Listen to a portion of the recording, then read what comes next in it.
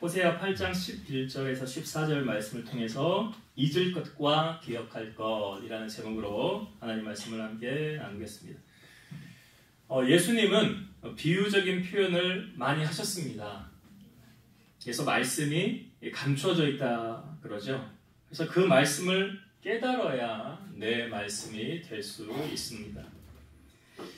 초대교회 7집사 가운데 빌립이라는 사람에게 성령께서 나타나셔서 이렇게 말씀하십니다. 광야로 내려가라. 광야로 내려가라. 뜬금없이 빌립이 아니 왜 나한테 광야로 내려가라고 하십니까? 토를 달면 순종을 할 수가 없게 되겠죠. 그러니까 내 생각에 사로잡혀 있으면 하나님의 말씀에 순종하기가 어렵습니다. 근데 빌립은 하나님의 말씀의 권위를 자기 위에 두었다는 거죠. 그래서 최고의 덕목에 두었으니까 하나님의 말씀이 곧 법처럼 지켜지게 됐다는 거죠. 왜 그러냐면 성경은 말씀은 곧 하나님이시다라고 그러잖아요. 요한복음 1장에 태초에 말씀이 계시니라. 이 말씀이 하나님과 함께 계셨으니 말씀은 곧 하나님이시라. 그러니까 하나님이 우리를 만나 주실 때도 어떤 형상으로 이렇게 만나시기보다는 새겨지는 말씀으로, 기도하다가 보면 여러분 어떤 가슴에 이렇게 하나님의 말씀이 확 새겨지는 경우 있잖아요. 제가 예전에 그 이영표 씨 그 유튜브 간증이 올라온 걸 봤어요. 그랬더니 그 2002년 월드컵 끝나고 이제 뭐 6월 달에 했나요? 끝나고 이제 이영표가 하나님 앞에 하나님 나 유럽 보내주세요. 하나님 나 유럽에 축구 가서 하고 싶어요. 축구에서 제일 잘 나가는 사람들은 유럽에 다 모이잖아요. 야구 잘하는 사람들은 다 어디로 모입니까? 미국으로 가는 거예요. 메이저리그는 이제 야구를 제일 잘하는 사람들이 다 모이는 거예요. 거기. 축구는 유럽으로 가는 거예요. 그래서 뭐 스페인 리그에서 뛰든지 뭐 파리에서 뛰든지 영국에서 뛰든지 하여튼 축구는 다 유럽으로 갑니다. 그래서 이영표가 선수가 하나님 나 유럽 가고 싶어요. 유럽으로 보내주세요. 근데 자기가 아무리 봐도 자기 실력으로는 유럽을 갈 실력이 안 되더래요. 이게 환경이 그렇지.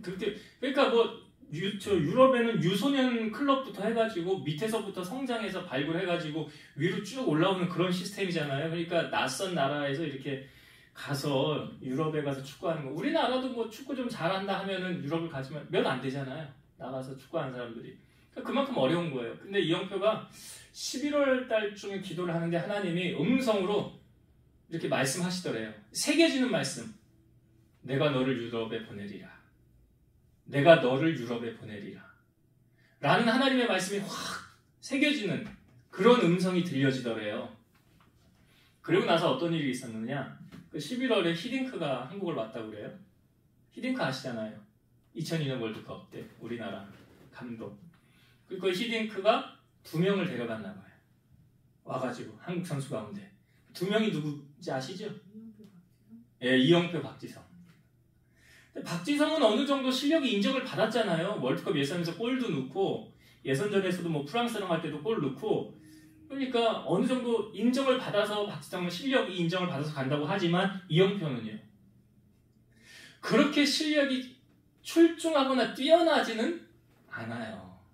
그럼에도 불구하고 하나님이 그냥 내가 너를 그렇게 쓰리라 하면 쓰시는 거예요. 그러니까 중요한 건 뭐예요? 하나님의 기도하다가 응답을 듣는 거, 하나님을 만나는 것. 복음성가 가운데 이런 복음성가 있잖아요. 하나님을 만나면 끝나는 것이다. 복음성가 들어보셨잖아요. 우리가 하나님을 만나는 게 얼마나 중요합니까? 그런데 그 하나님은 우리에게 말씀으로 많이 만나주세요. 믿음의 조상 아브라함에게 하나님이 나타나셔서 가장 먼저 하셨던 말씀이 뭐예요? 너는 너의 본토 친척 아비집을 떠나 내가 너에게 지시할 땅으로 가라. 그러니까 뭐 아시지만 아브라함의 아버지 데라는 무슨 일을 했다고 그랬습니까? 우상 만드는 일. 우상 만드는 일을 우상 팔아서 먹고 사는. 그 밑에서 아브라함 뭐 보고 배웠겠어요? 아버지가 하는 우상 만드는 거 보고 배웠겠지요. 그러니까 하나님이 그곳에서 하나님의 믿음의 조상으로 세울 수가 없으니까 본토 친척 아비 집을 떠나 내가 너에게 지시할 땅으로 가라. 그러니까 하나님이 아브라함을 처음 만나주시고 가장 먼저 하셨던 말씀이에요. 근데 아브라함 어디 목적지 정해주지 않았잖아요. 그냥 하나님 가라고 하셨어요. 그런데 순종하여 가니까 사람이 마음으로 자기의 길을 계획할지라도 그 걸음을 인도하시는 이는 여호와시니라. 하나님이 인도하시는 거예요. 아브라함의 가는 걸음을. 그러니까 말씀에 대해 내가 어떻게 가야 되지? 어디로 목적지도 안 알려주셨는데 어떻게 순종해야 되지? 그게 아니고요. 그냥 가면 길이 열리더라는 거죠. 이스라엘 백성들이 광야 생활 마치고 가나안에 들어갈 때 요단 강물이 흘렀잖아요. 그 범람했다고 그랬거든요. 물살도 세고 못 건너갈 지경이 된 거 아닙니까? 그런데 하나님이 여호수아에게 말씀하세요. 법궤를 맨 제사장들이 먼저 강에 들어가라. 물 흐르고 있었어요. 법궤를 메고 들어갔다가요. 괜히 물살 넘쳐서 제사장들이랑 법궤랑 다 물에 떠내려가면 어떻게 됩니까? 죽는 거 아니에요? 근데 여호수아는 하나님의 말씀에 순종하잖아요. 법궤를 맨 제사장이 물에 딱 발이 담기는 순간 어떻게 됐어요? 그 전까지 계속 흐르던 그 물이 발이 담기자 벽처럼 물이 흘러서 담처럼 섰다는 거예요. 그러니까 내 상식으로는 이해가 안 되지만 말씀에 순종하니까 물이 멈춰서더라. 어떻게 물이 멈춰서요? 그러니까 그 기적을 바라본 여호수아는 여리고성에 들어가서 첫 번째 성인 여리고성 하나님 말씀하자 하루에 한 바퀴 돌고 일곱째 날에는 7바퀴 돌아라. 성이 무너지리라. 이게 무너지겠어요? 우리 생각으로 상식으로. 안 무너지잖아요. 근데 여호수아는 어떻게 해요? 하나님의 말씀이 최고의 우선순위, 최고의 권위니까 그 말씀에 순종한 거 아닙니까? 그리고 나서 소리칠 때 성이 무너졌잖아요. 하나님이 요나를 만나줄 때도 요나에게 너 니느웨에 가서 복음을 전해라 라고 말하잖아요. 하나님이. 그런데 가기 싫어서 다시스로 가는 배를 타잖아요. 풍랑이 일고 결국은 어떻게 돼요? 하나님은 그 배에 있는 사람들을 통해서 요나는 하나님의 음성을 듣게 하십니다. 그 배에 있는 사람들이 제비를 뽑아서 요나가 뽑히잖아요. 그러니까 나를 들어 바다에 던지래. 그러니까 살아있는 사람을 어떻게 풍랑 가운데 바로 던집니까? 그런데 그 사람들이 이런 말을 해요. 이 사람을 우리가 바다에 던져도 그 핏값을 우리에게 갚지 마옵소서.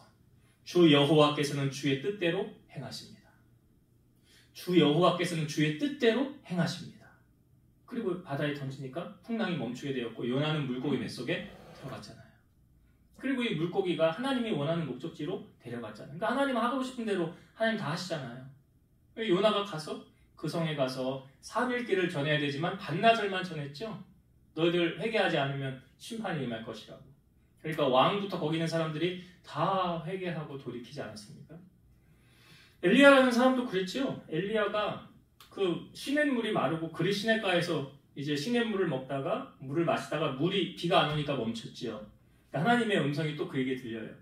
너 사르밧으로 가면 내가 어떤 과부에게 너를 공개하게 하였느니라.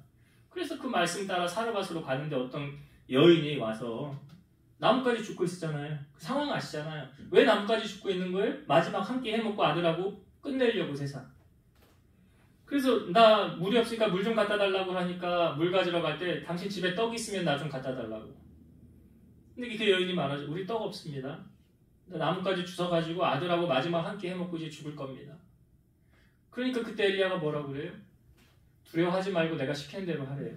떡을 만들어서 그걸 4개로 가지고 오래요. 그러면 그 다음에 따라오는 말씀은 뭐예요? 비가 하늘에서 다시 내리기 전까지 당신 집에 떡반죽 그릇에 밀가루 떨어지지 않을 것이고 기름이 떨어지지 않을 것이다. 그런 일이 일어납니까? 상식으로는 이해 안 되는 말이잖아요. 그런데 그 여인이 순종했잖아요. 그리고 나서 하나님의 말씀이 그에게 임하였잖아요. 그러니까 하나님 말씀에 순종하면 그렇게 되더라는 거죠. 나만이라는 사람도 그랬잖아요. 요단강에 몸을 7번 담궈라. 그러면 나병이 고쳐질 것이다. 무슨 말도 안 되는 말을 하고 상식으로 이해가 안 되잖아요. 강물에 들어갔다 나왔다 7번 하는 게 뭐 어렵지는 않은 일이지만 그런다고 어떻게 병이 다 나을 수가 있을까? 근데 하나님의 말씀이잖아요. 그러니까 여러분 우리가 하나님의 말씀에 어떤 권위를 두느냐 그거에 따라 그 가치에 따라서 하나님의 역사가 달라지는 거죠. 우리는 하나님의 말씀이 귀합니까? 돈이 귀합니까? 자, 예수님이 40일을 금식하면서 기도하셨지요. 그리고 첫 번째 시험이 사탄이 이 돌이 떡이 되게 해보아라 였어요. 그때 예수님은 이렇게 말씀하셨어요. 사람이 떡으로만 살 것이 아니요 하나님의 입에서 나오는 모든 말씀으로 살 것이니라. 그러니까 예수님이 이 말씀으로 사탄을 물리치셨는데요. 시험을 이기셨는데 사실 이 말씀은 예수님께서 구약 성경에 있는 말씀을 인용한 거예요. 그 출처가 신명기 8장 2절에서 3절입니다. 내 하나님 여호와께서 이 40년 동안에 내게 광야길을 걷게 하신 것을 기억하라. 이는 너를 낮추시며 너를 시험하사 내 마음이 어떠한지 그 명령을 지키는지 지키지 않는지 알려 하심이라. 너를 낮추시며 너를 줄이게 하시며 또 너도 알지 못하며 내 조상들도 알지 못하던 만나를 내게 먹이신 것은 사람이 떡으로만 사는 것이 아니요 여호와 입에서 나오는 모든 말씀으로 사는 줄을 네가 알게 하려 하심이니라. 여기 사람이 떡으로 사는 게 아니래. 여기 떡 대신 돈 넣으면 사람이 돈으로 사는 거 아니래. 여호와 입에서 나오는 말씀으로 사는 것이니라. 우리가 종이돈이 지금 없는데 이걸 돈이라고 가정하면 얘 이름이 돈이잖아요. 돈. 왜 이름이 돈일까요? 그래, 맞아요. 왜 돈인지 알아요? 원집사님? 몰랐죠? 오늘 권사님이 가르쳐준 거야 이제. 왜 돈이라고요? 왜 돈이라고요? 돌고 돌아 돈이에요. 돌고 돌아서 돈이에요. 그러니까 그 말은 그냥 이게 처박아 놓고 가만히 두라는 말이 아니에요. 크리스찬은 돈에 대해서 어떤 가치관을 가지고 살아야 될까요? 자, 성경이 말하는 돈에 대한 가치관. 히브리서 13장 5절. 돈을 사랑하지 말고 있는 바를 족한 줄로 알라. 그가 친히 말씀하시기를 내가 결코 너희를 버리지 아니하고 너희를 떠나지 아니하리라 하셨느니라. 여기 돈을 사랑하지 말라고 그랬죠. 그 다음에 나오는 말씀이 뭐예요? 그가 친히 우리 하나님 말씀하시기를 내가 결코 너를 버리지 아니하고 너희를 떠나지 아니하리라. 그러니까 돈 사랑하지 말아라. 돈 의지하지 말아라. 누굴 의지하라? 나를 의지하라. 하나님을 의지하라. 디모데전서 6장 7절 8절 우리가 세상에 아무것도 가지고 온 것이 없으며 또한 아무것도 가지고 가지 못하리니 우리가 먹을 것과 입을 것이 있은즉 족한 줄로 알 것이니라. 그래, 우리가 세상에 올 때 빈손으로 왔잖아요. 갈 때도 어떻게 가요? 빈손으로 가는 인생이에요. 그래서 먹을 것 입을 것 있으면 족한 줄로 알아요. 근데 그 다음에 디모데전서 6장 10절의 말씀 돈을 사랑함이 일만하게 뿌리가 되나니 이것을 탐내는 자들은 미혹을 받아 믿음에서 떠나 많은 근심으로써 자기를 찔렀도다. 돈 자체가 나쁜 게 아니에요. 뭐가 나쁜 거래요? 돈을 사랑하는 게 나쁜 거예요.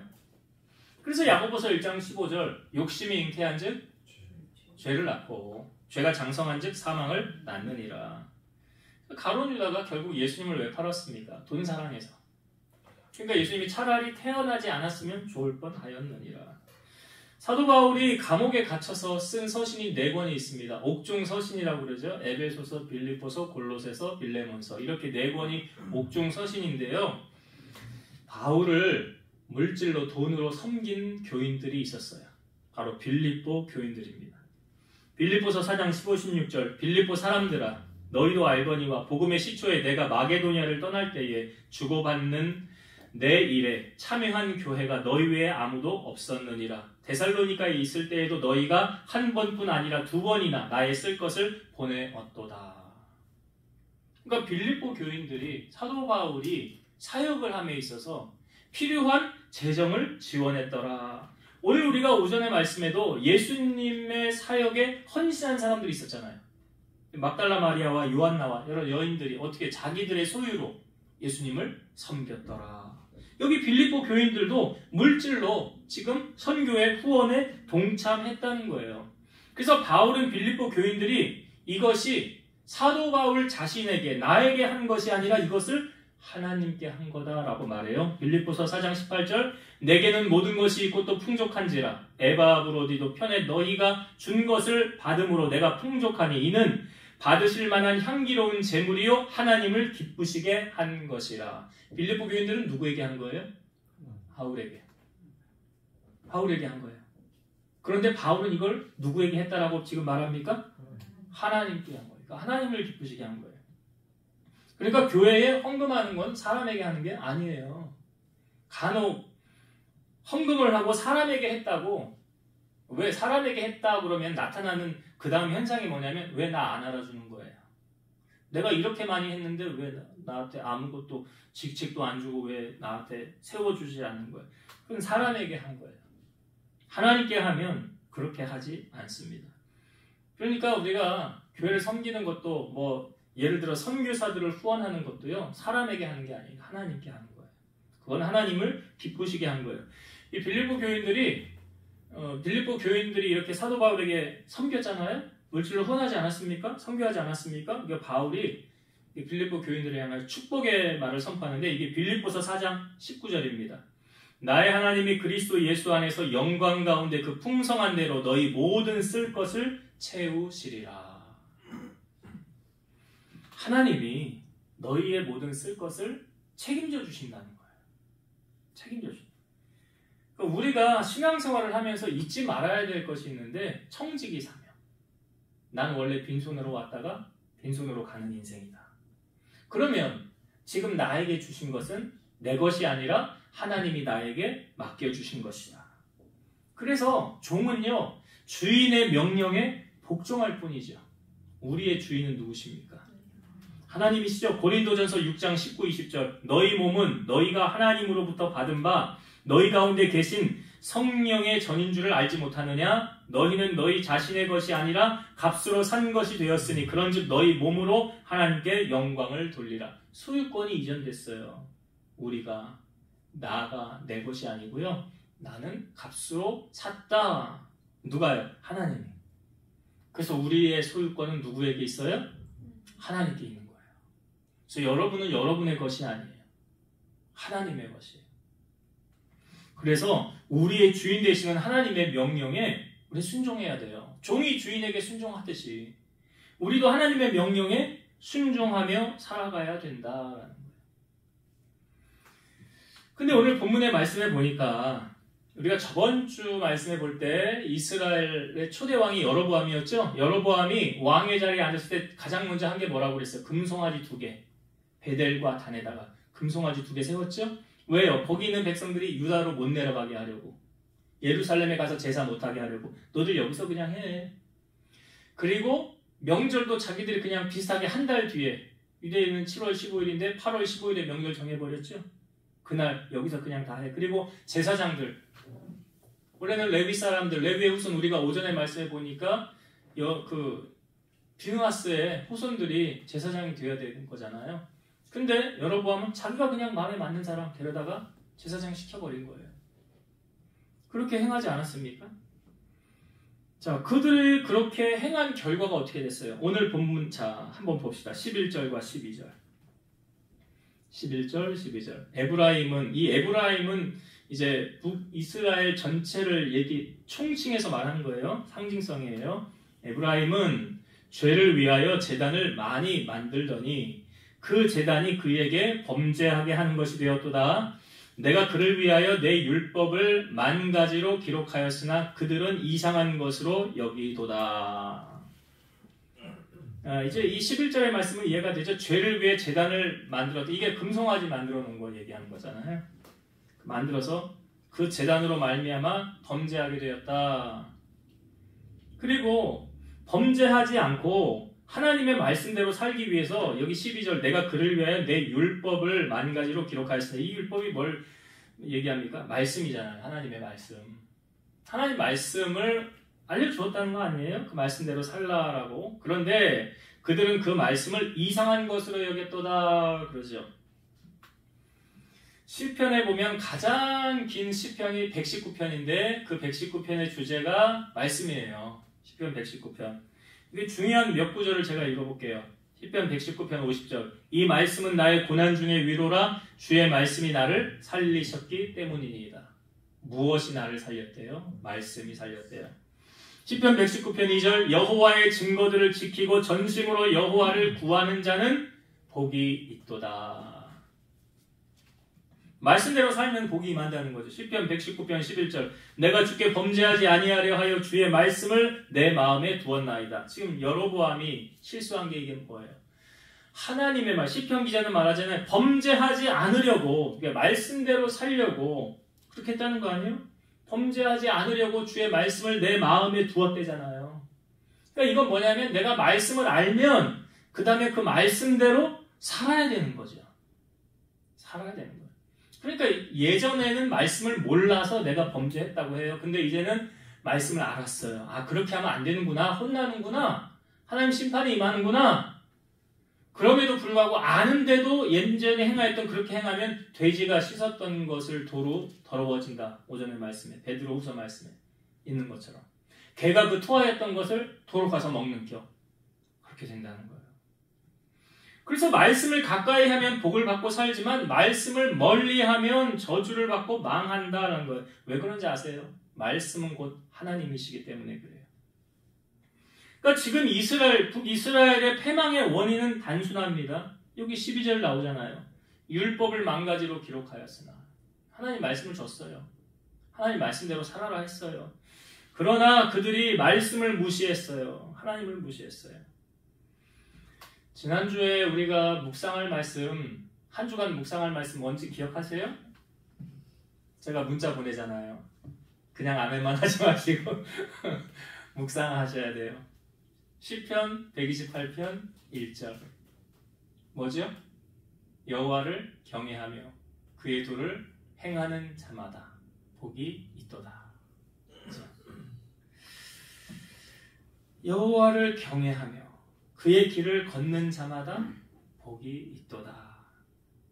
그러니까 성경에는 복받는 비결도 알려주지만 망하는 비결도 알려줍니다. 오늘 14절의 말씀 한번 볼까요?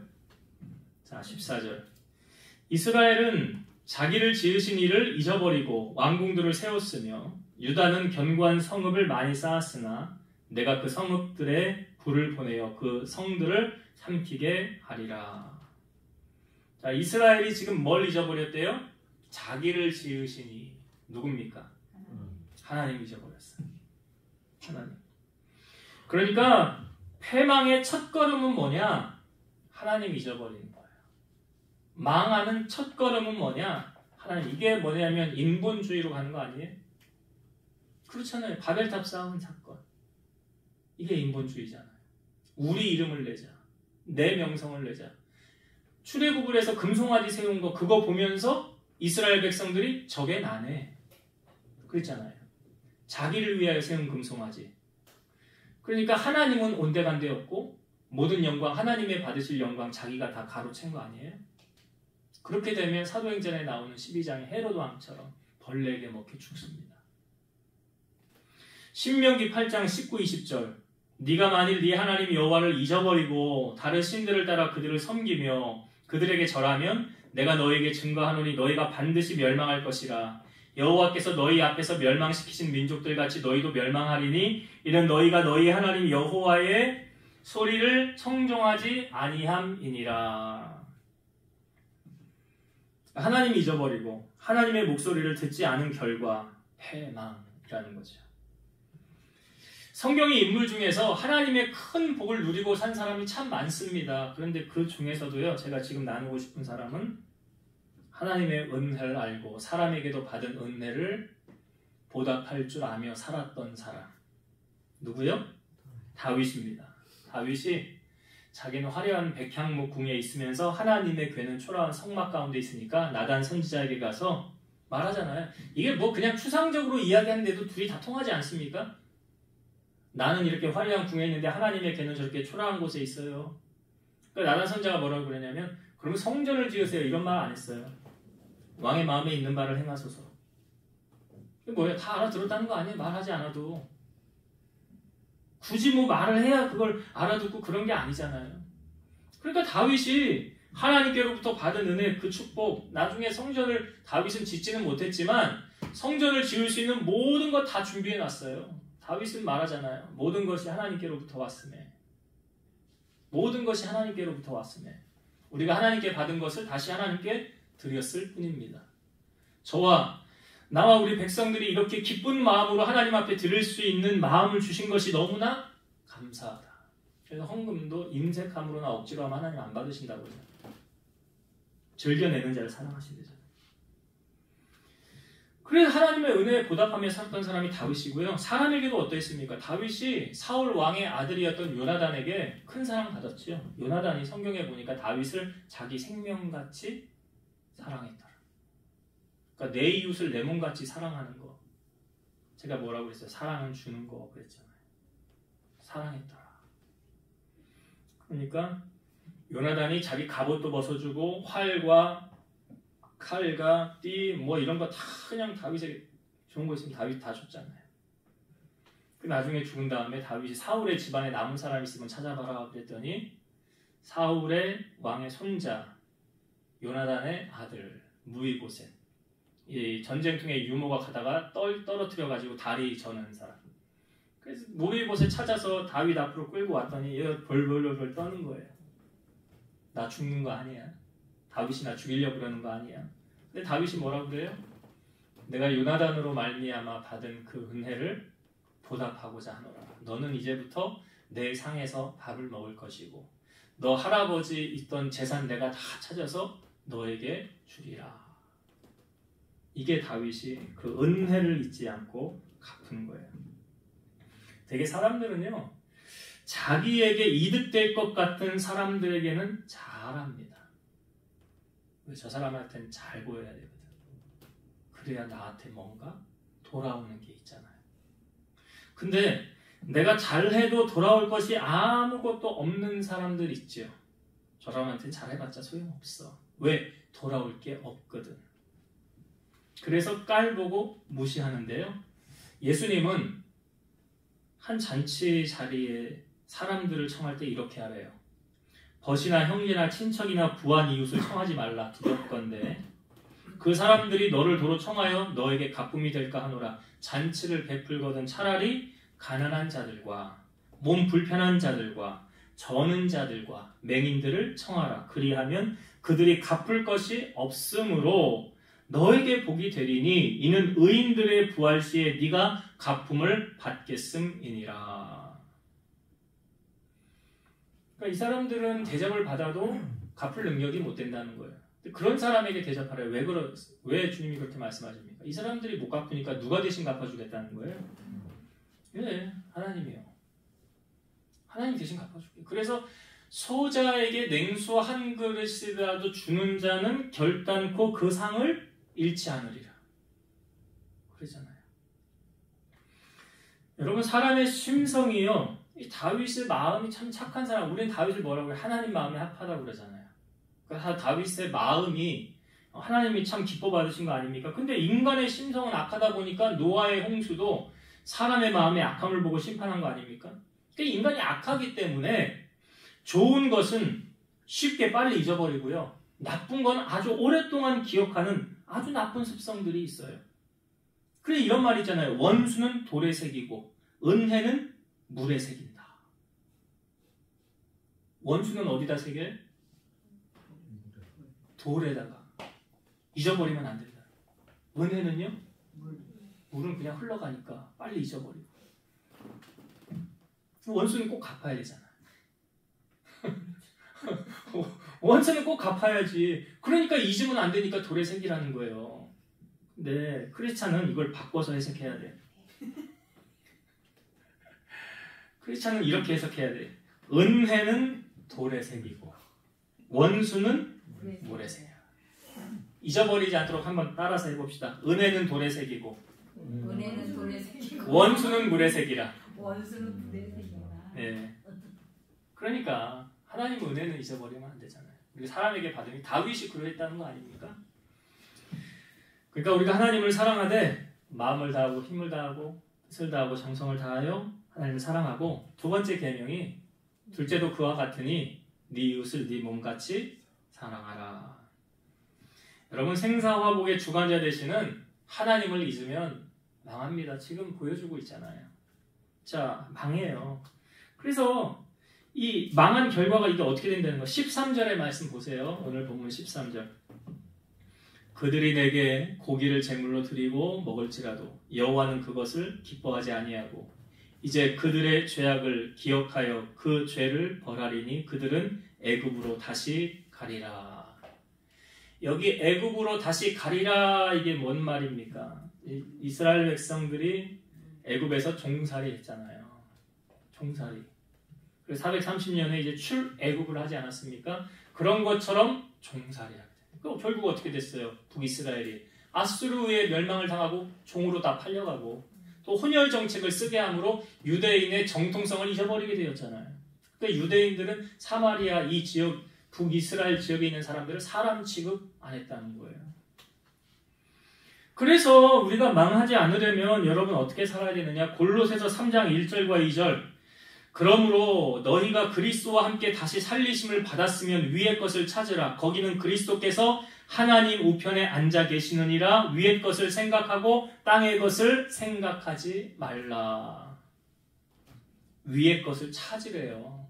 그리고 위의 것을 생각하래요. 히브리서 12장 2절 믿음의 주여 또 온전하게 하시는 이인 예수를 바라보자. 우리의 시선을 어디에 두어요? 주만 바라볼지라. 찬양도 있잖아요. 모든 시선을 주님께 드리고 전능하신 하나님을 느낄 때 내 삶은 주의 역사가 되고 하나님이 일하기 시작하네. 그러니까 하나님을 바라보고 하나님께 시선을 둘 때 하나님이 나를 위해 일하시는 거죠. 하나님을 떠나면 망하게 된다. 시편 8편 4절 내가 평안히 눕고 자기도 하리니 나를 안전히 살게 하시는 이는 오직 여호와이시리이다. 나를 안전히 살게 하시는 이는 누구래요? 그러니까 의지할 이는 누구밖에 없어요? 나를 구원하시리 예수밖에 없네. 그 말씀을 지금 북이스라엘 빗대어서 우리에게 말씀하고 계시는 거예요. 자, 말씀의 결론을 맺겠습니다. 북이스라엘이 하나님이 말씀하셨음에도 불구하고 그 하나님의 말씀을 그게 이상한 것으로 여겼다는 것은 말씀을 따르지 않았다는 거예요. 그러니까 우리가 가장 복된 사람은 요한계시록 1장 3절에도 나오지만 이 예언의 말씀을 읽는 자와 듣는 자와 그 가운데 기록된 것을 지켜 행하는 자가 복이 있는 거예요. 오전의 말씀에도 깨닫는 자가 복이 있는 거예요. 깨달았으면 그 다음에 삶으로 연결이 되어져야 돼요. 그래야 기적이 나타나는 거예요. 예수님의 첫 번째 기적 물이 포도주가 되었던 것 아는 사람은 하인들밖에 없잖아요. 그 물이 포도주 기적을 그 순종한 사람만 아는 거예요. 그러니까 말씀 하나님의 말씀이 내게 임하였으면 우리는 어떻게 해야 돼요? 순종해야 되는 거예요. 그래서 말씀을 가장 귀하게 여기는 자가 하나님을 가장 귀하게 여긴다. 그리고 반드시 기억해야 될 것은 이스라엘이요 지금이라도 회개하고 돌이켰다면 하나님이 심판하지 않았을 수 있어요. 역사 속으로 사라지지 않았습니까? 그래서 하나님이 먼저 우리를 손절하는 경우는 없습니다. 이사야 49장 14에서 16절 말씀 오직 시온이 이르기를 여호와께서 나를 버리시며 주께서 나를 잊으셨다 하였거니와 여인이 어찌 그 젖 먹는 자식을 잊겠으며 자기 태에서 난 아들을 긍휼히 여기지 않겠느냐. 그들은 혹시 잊을지라도 나는 너를 잊지 아니할 것이라. 내가 너를 내 손바닥에 새겼고 너의 성벽이 항상 내 앞에 있나니. 분명히 하나님은 우리를 잊지 않으신대요. 어느 정도로 말씀하십니까? 하나님의 손바닥에 우리를 새겼다. 그렇게 말씀하세요. 그래서 우리는 존귀한 자들이고 하나님의 자녀예요. 그 자녀는 우리가 하나님의 자녀로서의 특권을 우리가 누리고 살아가길 원하고요. 정말 천대까지 하나님의 복을 누리고 사는 방법 단순합니다. 여호와는 질투하시거든요. 하나님 가장 사랑하면 돼요. 단순하지만 이게 진리예요. 하나님을 가장 사랑하는 것. 저도 목회를 하지만 목회하면서 하나님이 저에게 가장 요구하시는 게 뭘까요? 주님과 나와의 친밀함이에요. 주님과 나와의 친밀함. 우리 신앙생활하는 여러분도 마찬가지예요. 주님과 내가 지금 정말 친밀한가? 정말 주님하고 나하고 친한가? 그 친밀함 회복하길 바라고요. 그 주님을 멀리하지. 오늘 분명히 말씀해. 주님은 나는 너를 잊지 않을 거래요. 내가 너를 내 손바닥에 새겼대요. 그렇게 말씀하시는 우리 하나님.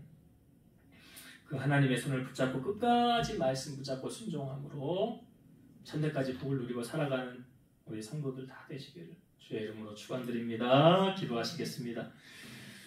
살아계신 하나님, 우리의 패망의 결과는 결국 하나님을 잊어버린 것입니다. 하나님의 말씀에 귀를 기울이지 않고 내 마음대로 살아간다면 그것은 패망할 수밖에 없음을 우리에게 알려주셨습니다. 그래서 우리는 우리의 지식을 의지하지 않고 우리의 명철을 의지하는 것이 아니라 하나님 한 분만을 가장 의지하고 사랑하는 저희들 되게 하시고 주님 말씀 따라 순종함을 통하여서 깨달음을 통하여서 기적을 경험하고 살아가는 우리 성도들이 다 되게 하여 주옵소서. 내가 결코 너를 버리지 아니하리라. 내가 너를 내 손바닥에 새겼다라고 말씀하신 주님, 어떠한 상황에서도 하나님 나와 함께 하시고 나를 붙잡고 계신다는 사실 잊지 않게 하시고, 그러므로 우리의 시선이 여호와만을 바라보게 하시고 다시 오실 주님께 초점을 맞추고 이 땅에 소망을 두는 것이 아니라 저 하늘에 소망을 두고 다시 오실 주님을 기대하고 살아가는 우리 성도들 다 되게 하여 주옵소서. 이제는 우리를 모든 죄악 가운데서 구속하신 예수 그리스도의 은혜와 하나님의 사랑하심과 성령님의 내주, 교통, 인도, 역사 충만케 하심이 사랑하는 성도들 머리 위에, 저들 가정 위에, 이 재단과 나라와 민족 위에 이제로부터 영원토록 함께 있을지어다. 아멘.